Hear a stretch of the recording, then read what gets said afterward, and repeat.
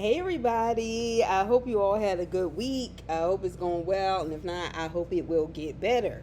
Um, this is another review for Love After Lockup, Love and Vengeance, Season 6, Episode 9. Please be sure to like the video and subscribe to the channel. Also, if y'all have know of any shows that are good, that are on, that you want me to review, or you just put it down in the comments. All right. I know y'all are gonna think I'm mean for this, but I mean, we can't ignore it, so it's fine. Joey and Michael. Sometimes in life, things just have to happen. They have to happen. And this was one of them. So they were at the house.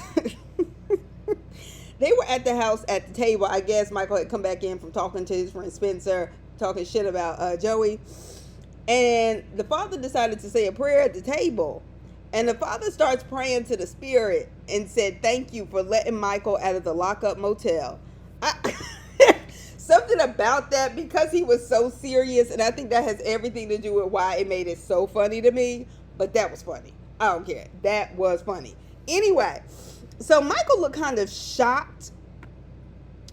Michael looked kind of shocked, almost like he wanted to laugh. Like, is this really happening? Joey, darling,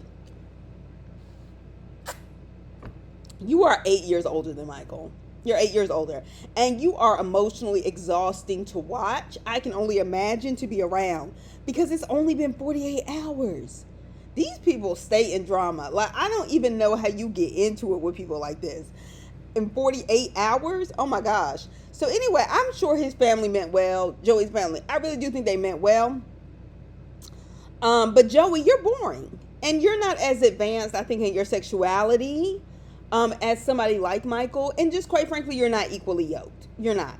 He tries to tell him that there are people that love you no matter what. Tries to tell Michael this. And Michael said, no, not no matter what. He said, because if I cause your downfall, they won't love me. They sure won't. They sure won't. Their priority is their brother and their son. He is absolutely right. So he says that he relapsed in many ways because he's bored. He was bored or whatever. And he said basically to Joey, that's why you did it too, right? And Joey was like, we don't have to worry about that now because we have each other and we won't be lonely. Joey, you are on another planet. And Joey, it doesn't even seem like you've had fun with Michael. Like, y'all just are not. I can't. I really can't. And Michael was like, 3 out of the 4 people at that table, he was in the confessional, believed this relationship was going nowhere. And he was like, and they're right. That's real. He said, look, it's too much, too fast. And it is. It is. He just got out of jail. Everybody makes the same mistake of this show of doing that, trying to force people into a certain lifestyle. Everything is controlled when you're in jail. Everything.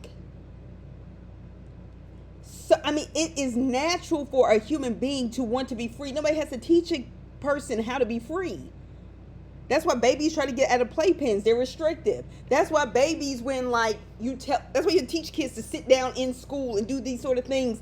And, teenagers to do this and adults to be responsible for certain things because it's not natural. It just isn't. But anyway, they get out the car and Michael said, let's talk. And Joey was like, no, I don't want to. And I'm kind of like, why don't you want to? Did you feel this coming? Anyway, so Michael says, look, I don't want to drag him through it. And he thinks we should go our separate ways. I agree, Michael. I agree. Michael was clear. I have to be honest. He was very clear. And he explained why he didn't want to be with him. There wasn't any loose language. Nothing like that. He said Joey was basically too good for him and he loves him, but he doesn't want to be with him. You don't love him, but I understand why you said it. Why you lied about it. Then Joey said, you don't even want to try. I was like, Joey, I cannot take your whining. I cannot. Oh my gosh, I hate a whiner. Mike said when we didn't have sex the first night, he knew he was doomed. And I'm like, damn, it's only been 48 hours. But when you know, you know. in the good way and I guess in the breakup way. Apparently, maybe he's not even attracted to Joey, because he said he really didn't want to either. The producer said it seems like, you should talk it out more while Joey's walking away. And I'm like, no, you want more footage. Leave that man alone. And it's clear Joey and Michael, y'all aren't going to work out. It's been nice. It's been real. And apparently the season finale is next week. Who said? When is Life After Lockup coming back on? Or Love During Lockup? Y'all know this is a regular show. This is like a news show. Like, it keeps going. It's the gift that keeps on giving. All right. Anyway, so, okay, Joey and Michael are out the way. I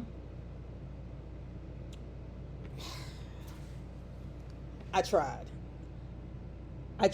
because I really wanted to believe that this person would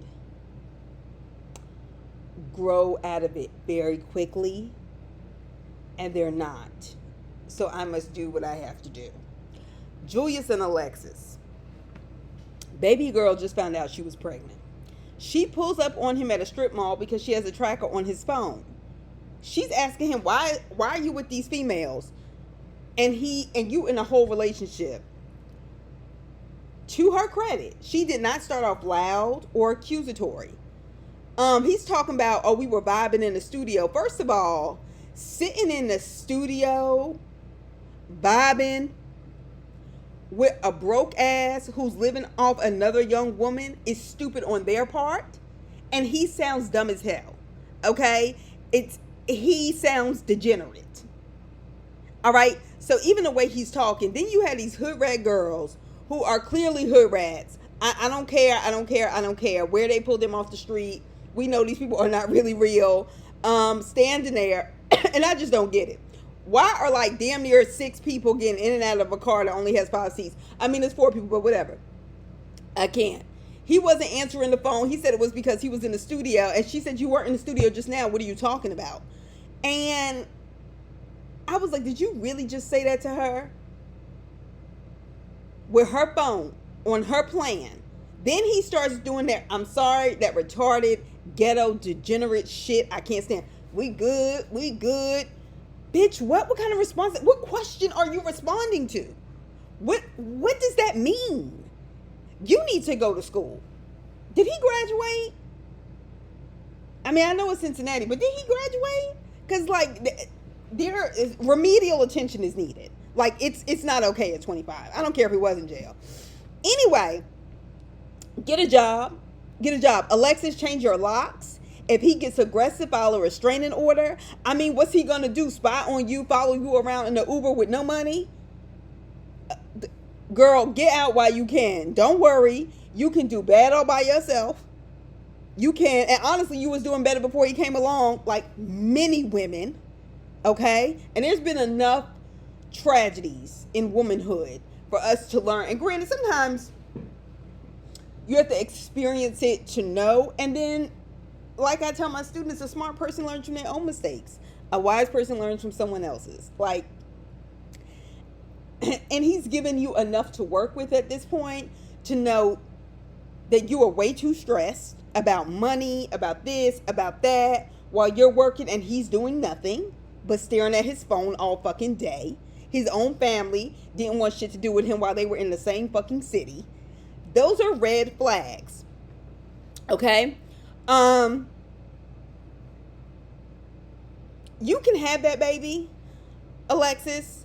And don't worry, you can get full custody of it too if you want him out of your life, because he will not be taking care of that baby and he will not want anything to do with it unless it grows up to be a genius or incredibly talented and make a whole lot of money.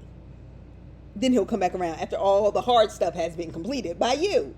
Her friend was looking like, why are you caught up with this kind of bastard? Like, where did you get him from? Jail. That's where she got him from. Didn't one of those girls for a second, and this was only because I couldn't tell. I know you're going to say I'm mean, but one of them looked trans. And I was like, he has been in jail. I just have questions. Alexis, you having unprotected sex with him. You got to be careful, girl. So the girls jump in, and yes, they are girls because they look like they really belong in high school. They look between 16 and I'm being gracious by saying 18 and a half. Anyway, and the girls from me said, we're just doing business. And they said, we're video girls. How are you doing business? He has no money to pay you. I know he didn't pay you. And I'm not trying to be mean, but old girl in the glasses, video chicks don't wear glasses. Like, you have to be the music star to get away with that and be like the head of the scenes. Like, you not dressing like a, you know, all scantily clad and stuff with glasses on. They don't look for us like that. They don't want the girls that look like that with pink frames. Okay, so let's just cut it out. They were accessible, and I'm blaming it on WeTV. WeTV pulled them into this stupid shit. Anyway, go to school. Go to school. Just go to school, because it looks like y'all are not done with school, or y'all need to go back. But whatever it is, you need to go. Excuse me. Alexa. Oh, sorry. I have a hair appointment. I was trying to make sure I was up all time. I always get up early, though. My body is naturally responds to it. When she said, why are they in my car? I said, wait, this isn't even his friend's car? I had forgotten about that part from last week. I said, this son of a bitch has your car while you're paying the bills, the insurance for gas, and you don't even have access to your vehicle. And he's talking about he doesn't want to be a delivery boy. Fuck out of here. Who the hell do you think you are? He literally gets tired of talking to her, gets in her car, rolls up the windows so he doesn't have to hear her, and pulls off in her car. Let me tell you something. The way I would have called the police and reported my car stolen so quick, oh, baby, you going back to jail. Oh, you can fucking forget it. I can get my life back because it ain't completely gone. Go to hell. Go to hell. Alexis, and I'm trying because I really do feel like this is a self-esteem thing. And I know I've been in bad situations earlier on. I was talking about my college years. I really feel like that's my coming of age. I learned hard lessons quick though. But Alexis, this is bad. And the more you stay, the worse it's going to get, the worse you're going to feel about yourself. And you'll end up doing things that you had moved away from. Like, you know, things that may have led or may not have led to excessive weight gain after you've done things to try to control it and help it over time. And I know this because I have been obese and am still struggling with my weight. So I'm saying that not as judgment. You don't look your best, and it doesn't look like, oh, you just simply don't look your best. Like, it looks like you're stressed in your face. And that's what makes me kind of scared for you. It really does. Because that's not good. That's not good. And you're too young, have too much life left. And even though life is short, it's not worth being stressed about some sorry motherfucker who don't want to go nowhere. When he said delivery boy, I don't care. You do what you have to do. He's not prepared. He doesn't want to be a man. And clearly he comes from a line of people that don't do much. It is what it is. So her friend asked if he knew, if she knew his friend's number. She said, no, but I have his PO's number. I said, oh, now see, now you're thinking. He turns in a circle apparently and comes back and gives her keys. For some reason, I was like, if this son of a bitch throws them at her, I promise you, we gonna have a problem. Even though I ain't nowhere near no damn Cincinnati, Ohio. Her friend was like, this whole day could have been prevented. He should have picked up the phone. Yes. And she's a good friend. I can tell because she is trying to be reasonable with her and still support her because this is her homegirl. But my thing is, this whole thing could have been prevented by her not fucking with him in jail, letting him go, not picking him up when he didn't even want to go and have the decency to sit down and eat breakfast with her. What the fuck? Are you crazy? I guess so. Anyway,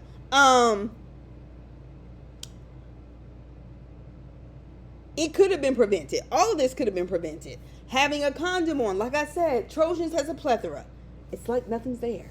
Anyway, her friend was like, stress can be bad for the baby. That's what I was thinking. She was like, well, what am I supposed to do? Break up with him? I said, yes. Yes, this is what makes me think something is really wrong with you. She said, well, he has to come home. It don't have to be his home. Change them locks. Fuck him. Let him stay with his friends. Let him stay with the video girls. Let them do business. Let them all be roommates. That's a form of business. Everybody paying their rent on time every month. I don't know how he's going to do it without a job and without you, but that's for him to figure out, not for you to worry about. Now, Alexis, you came out the house to a strip mall, and looking at you, you look tired and stressed, like I said, just in the face. He already has you looking like that. He already has you looking like that. While he looks like, honestly, he's never experienced a day of stress in his life. His skin is glistening, his hair is freshly twisted, all of this stuff. While it looks like your braids need attention. I'm just saying, and I'm not even trying to be mean, but sometimes you have to be hard on people who are never going to see our YouTube videos just to make a point. Okay? All right, so anybody out there, just know you ain't the first person to have to walk away while you were pregnant, and you certainly won't be the last. And it's not a reflection of you or what kind of woman you are. It is a reflection of a sorry ass man. And it's okay to walk away from it. Speaking of walking away, Will and Courtney are dumb as hell. Please don't ever put them back on our fucking screens. Did you hear me? Good. Don't put them back on my screen. So, Dumb and Dumber, he takes her to a flight place because she aspires to be a helicopter pilot. Good, at least she has goals. I thought it was a thoughtful thing for him to do. Then she gets done with the lesson and just walks a few paces away from the plane and where they had practiced and starts cursing him out about not trusting her. I was like, great transition, Courtney. That was abrupt. So she was in the car taking selfies, avoiding talking to him. Although kind of the duck lip move made me think, I was like, who is she sending them to? The girls at the halfway house? Anyway, but little did I know. So she left the date and she's mad at him for accusing her of doing drugs. Okay, Courtney, just as an impartial, I can't say impartial because I judge everybody on the show, even though I try not to with some people. You did sound like you were slurring your words and having a history of drug abuse. Yes, you did sound like that. And what was he supposed to do? If you would have relapsed, you would have still been blaming him and said, as your wife, you should have made sure I didn't have this, that, like, get out of here with that. So they go into a sandwich place. It has one of those details, whatever. It's one of those places that's like, it's not like a restaurant, but you know, the kind where they bring over your food and stuff like that, with your little number on the table, whatever.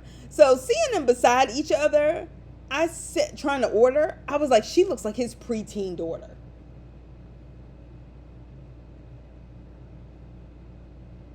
I didn't like the way that looked. And she was acting like a teenager too. So Courtney said all of this stuff with him accusing her is triggering her. When she told the story of how her boyfriend abused her, I said she needs more time to heal. And she needs therapy to work through that. Because that, I can just tell just from the stuff she was saying, it's not unusual. Unfortunately, it's far too common. And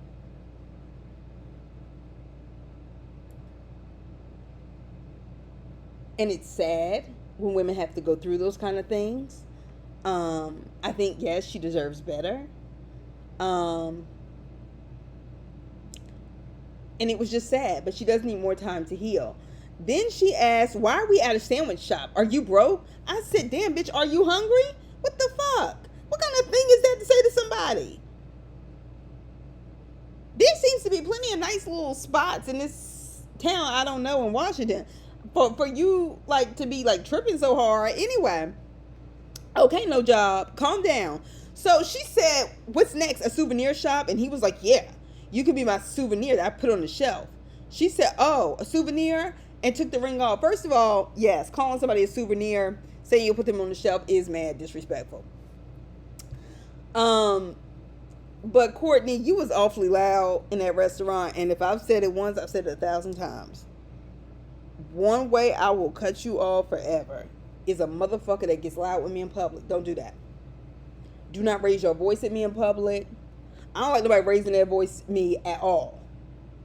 But I know that can happen in an argument. Mm-mm.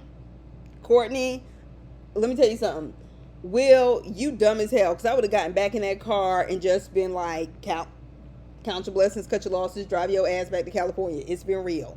Okay? Because we know that paperwork is not fully signed. Okay? It has not been processed. Okay. So anyway, she took the ring off and threw it. They didn't even wait for that food. I would have been mad. Because you know they got to be hungry at this point. Maybe that's why they were so grouchy. Anyway, he chased her down the street. He says she has sugar daddies. He knows that for a fact that she's still talking to him. He sees it on her phone or whatever. He knows. He said it didn't bother him in prison. He said he encouraged it because he didn't want to give her money. Nah, bruh, you were just one of the sugar daddies. You were still sending her money. You just don't want to sound played. Okay? Y'all haven't learned your lesson yet. Like y'all keep playing these games with these people straight out of jail. She's taking selfies and sending it to other men. Okay. She just got out of jail. Like, I don't know what y'all want from these people.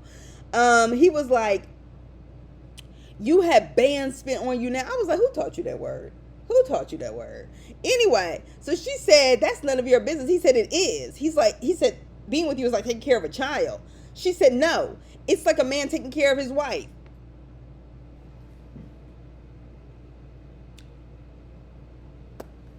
She got it with that, though. She kind of ate with that. That is your job, and you signed up for it, and you forced it. Yeah, you supposed to take care of your wife, bro. That's what it is. Anyway, and then, he got mad, stormed off, and said, you could take the bus. I was like, she was already at the bus stop, so, I mean, it's really not a read. Moving on. Brooke and JK. Or Brooke and Alex, I don't know. This is already messy. And Brooke, you are looking like you want to give someone the evidence to say you've neglected your child, your children. I'm just saying. But they're not involved, so they probably won't do that anyway.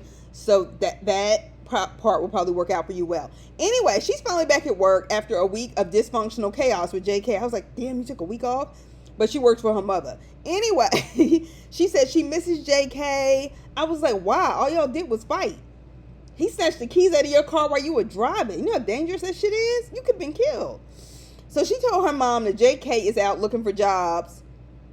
He's supposed to be out looking for jobs, okay? Meanwhile, he's calling Alex, asking her if the kids are around and trying to come over. None of those kids are his. He said that we know of. He said he told Brooke he wouldn't see Alex, but he needs to go. He needs to get close. He needs to understand why she did what she did. Because you were in jail and she needed to have sex. And we know if the shoe was on the other foot, you would have done the same thing and you would have never done anything for her. Okay? He said Brooke and Alex are different. Brooke is controlling, and Alex would basically let him have his way. So she's scared of you because you have abusive tendencies. You can cheat on her and she'll still take care of you. Alex is more of a victim in this situation than I originally realized. Next, she calls him and leaves a message. Brooke calls JK, leaves a message cursing him out for being at his ex's. And he doesn't know this yet. He knows she keeps calling him. But he's like, I don't know. Does she know I'm here? JK, you are dumb as fuck. Of course she does. She done put that track on your phone. You ain't even know. All that time you spent it on your phone. You haven't noticed. Anyway, she told him he needed to figure it out and call her right back. I said, now how is he supposed to spend time figuring something out and then call you right back? So he goes to see Alex or whatever. He said she was there for him even when his mother had a heart attack. She was there to take care of her or whatever. And he said she wrote him a letter. No, she said she wrote him a letter. I apologize to you for cheating. I'm like, first of all, how the fuck did he find out about this? It's because of that friend that's rooming with Brooke, right? Wasn't she the one that told? What the fuck is it to you? Shut the fuck up. Men would never tell each other like that. Ever. Okay?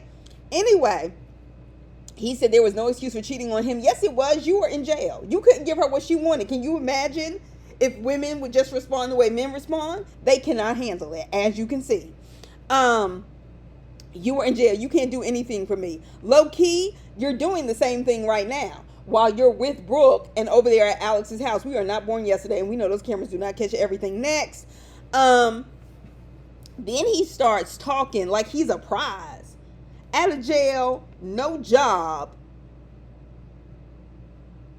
meth mouth or drug mouth, it appears. I'm not, if that's what it looks like. And you were like, you could have been the one to pick me up from jail. You could have been the one at the party. And you could have been the one hanging out with my mom. Whoa. First of all, picking you up from jail is not some sort of honor. Okay, that's number one. Being around, going to court makes me nervous. Okay. 2, at the party, you mean the party you kept calling her to tell her she wasn't invited to? That she wasn't checking for? She didn't call you about that stuff at all? Miss me with the bullshit. Okay? Boy, bye. Just bye. So he's not answering Brooke's call. We get it. She leaves work on her shift at her mother's store instead of being grateful that her mother has provided an income for her and is running a business. So not only does she leave her mama hanging at work, she leaves her mama hanging with the kids. That's why that mama was tired. Okay? So she leaves work on her shift to go see what he's doing. All she cares about is catching him cheating. Brooke, you have enough. All you should care about right now is staying at work to pay your bills, kick that bitch out of your home because it's still yours. Let her go live with JK and his mom or figure it out. Okay? Because this is a waste of time. Now last, yet my problematic favorite, Kiana and Deodric. Kiana, Deodric, and Juela. Okay? I hope they paying you good, Juela. Anyway, so we get them. And it appears she's waking up in the morning, leaving for work. Okay. And this sucker is 30 years old, sitting on the edge of the bed playing a video game. And apparently his father does the same thing. Okay, because when she kicked him out, he went to his house. And I'm like, y'all all got the same bad habits. Anyway, say what? The least you could do is call Joella, this is what I was thinking, and ask her if you could watch the kids for a little while she's at work, trying to provide for them without your help. Damn. Babysitters cost. Family has to have time, and they can cost. Like, are you serious right now? He is. And let's not pretend like you don't have 3 other children. You have 6 kids total. Okay, Kiana, please don't get pregnant by him. Please, I am begging you. I do not want to see you go down this road of dum-dum. Okay? So he leaves in his car to go and see his kids. I was like, oh, okay.